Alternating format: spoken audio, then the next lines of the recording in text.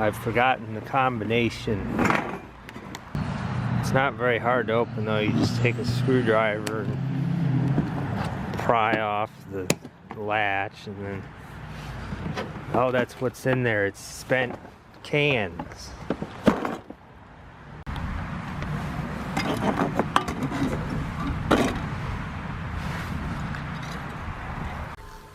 Obviously this combination lock is not very useful, so I'm going to see if I can just remove it.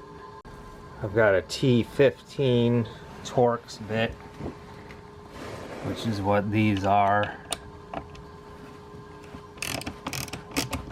I'm going to see if I can remove the locking mechanism so I can still use the latch. I think what it is these metal tabs were bent on top of these hinge pins during manufacturing, and that's how they secured the whole thing together.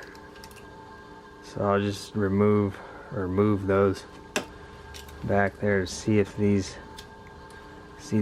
just now they slide out, and then you can disassemble. There's kind of a plate spring in there that holds these adjusters into place, and the actual locking mechanism itself, which you can see is here and on the edges. And you can see how that corresponds to what's on here. But you can't get to any of that until you remove the metal plate. It's got a little pin sticking out that fits into the plastic there, so I got kind of under there and pried all that out. Now I can remove the actual problematic assembly.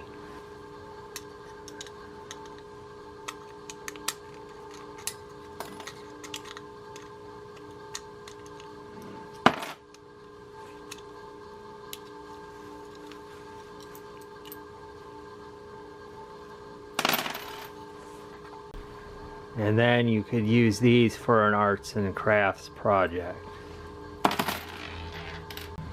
Now if you did want to keep the locking mechanism, you can kind of see how it works.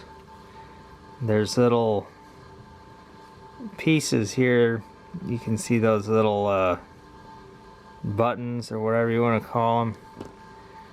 And they fit into the recesses of this, looks like a piece of nylon. That fits right on top of there. And if you look carefully, you can see there's kind of a cutout right here. That corresponds to these arches. For the lock to unlock, all three of them have to line up so that the recess in the nylon piece is there with the arch on the brass piece. So you could set that to correspond to whatever combination you want and then reassemble that.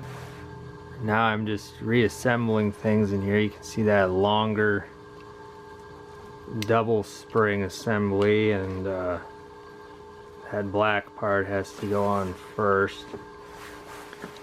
And then that red piece just fits back underneath there.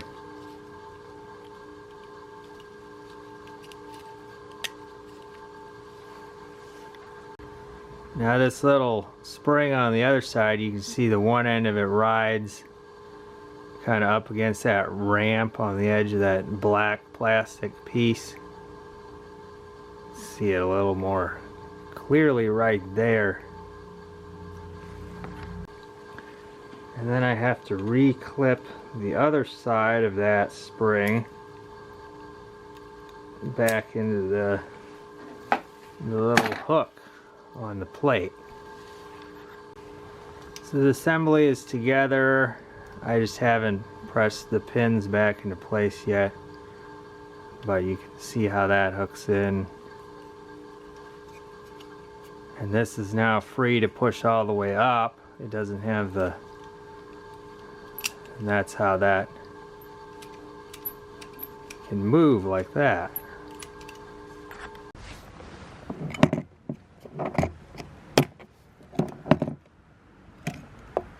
It's a little sticky like it was before.